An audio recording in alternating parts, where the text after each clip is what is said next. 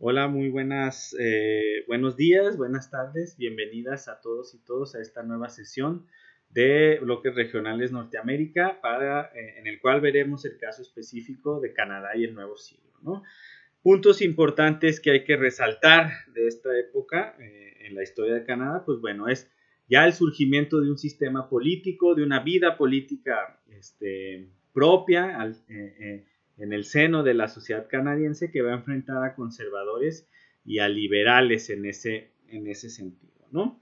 Esto va a marcar mucho el panorama político de Canadá entre finales del siglo XIX y principios del siglo XX, y pues va a marcar hasta cierto punto también algunas tensiones, unos conflictos sociales que surgen derivados de esto, ¿no? ¿Cuáles son los hechos que nos demuestran precisamente esto? Pues el acta jesuita del 88 y el acta de Manitoba, ¿no? Que va a enfrentar precisamente, como lo van a poder observar en la presentación, a los grupos francófonos católicos y a los grupos anglófonos protestantes, ¿no? Los conservadores van a dominar la vida política, la escena política de Canadá hasta el siglo XX, y a partir del siglo XX los liberales van a retomar un segundo aire en donde se van a posicionar como la fuerza política más fuerte de Canadá hasta la crisis financiera del 29, ¿no? Algunos aspectos importantes que hay que remarcar aquí, pues bueno, es la migración, que va a ser promovida por las políticas del gobierno de Canadá con el fin precisamente de poblar la parte central. Van a llegar personas de Europa del Este, de Alemania, de Escandinavia,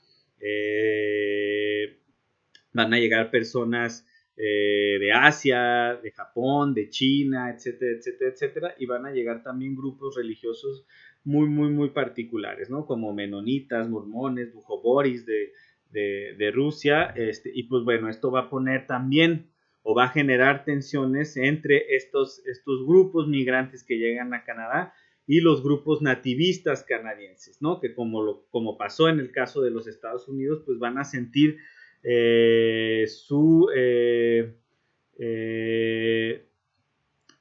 van a sentirse, digamos, ¿cómo podríamos llamar?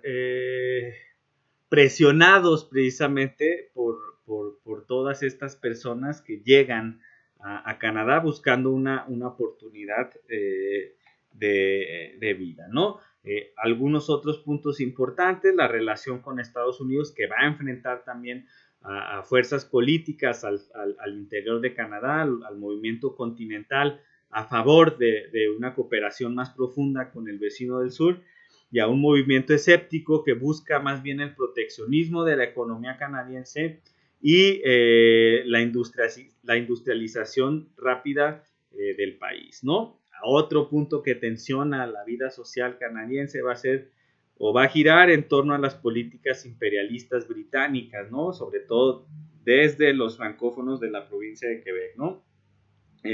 El reparto por África, la apertura forzosa o forzada de China, de Japón, van a hacer que los franceses, los francófonos canadienses, sientan simpatía por estas personas que se ven subyugadas, subordinadas a los designios de Londres, ¿no? Entonces se van a manifestar en contra precisamente de estas políticas imperiales y digamos van a empezar a generar simpatías por estos grupos, ¿no? Uno de los grupos que mayor, digamos, mayor revuelo va a tener, por decirlo de alguna manera, en el caso de los francófonos en contra de la política imperialista británica, van a ser los boers sudafricanos, ¿no? Y en ese sentido, los francófonos van a sentir afinidad precisamente con la situación de los boer en esa parte del continente africano, ¿no? Entonces, esos son puntos que hay que destacar muy interesantes, ¿no? Y que van a marcar sobre todo el paisaje político, social y hasta económico de los primeros años precisamente del dominio de Canadá, ¿no? Eventos importantes, pues el fin del mandato conservador tras la llegada de Wilfrid Laurier al poder como primer ministro liberal de extracción francófona. Y sobre todo la cuestión de la Primera Guerra Mundial, ¿no? Que como todos sabemos, Canadá como parte todavía del Imperio Británico, de la corona, pues se ve, digamos, se ve empujado precisamente hacia este conflicto europeo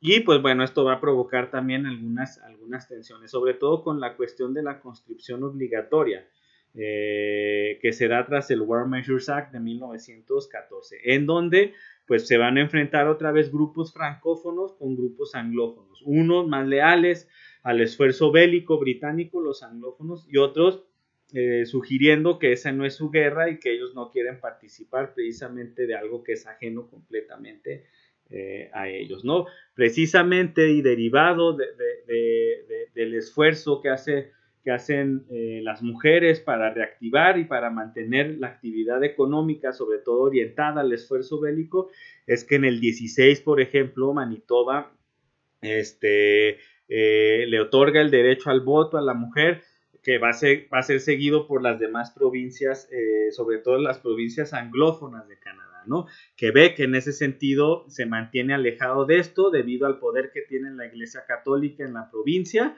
y en Quebec no es hasta 1944 cuando se le otorga el derecho al voto a la mujer, ¿no? A partir de aquí, por ejemplo, comienza a surgir ya una identidad canadiense, por decirlo de alguna manera. Ahí les voy a dejar un videíto de la participación canadiense en la Primera Guerra Mundial que habla sobre ese punto, ¿no? Precisamente es a partir de aquí que ya se comienzan a hacer esfuerzos institucionales por parte del gobierno canadiense para poder crear una identidad como canadiense, ¿no? Como tal, ya alejada mucho de la influencia británica, ¿no? Surge también un movimiento obrero fuerte en Canadá, sobre todo después de la huelga general de 1919, en Winnipeg, y pues bueno, estos serían como a modo grosso algunas cuestiones importantes que hay que tomar en consideración precisamente para estudiar el periodo que va de finales del siglo XIX a principios del siglo XX en el caso canadiense.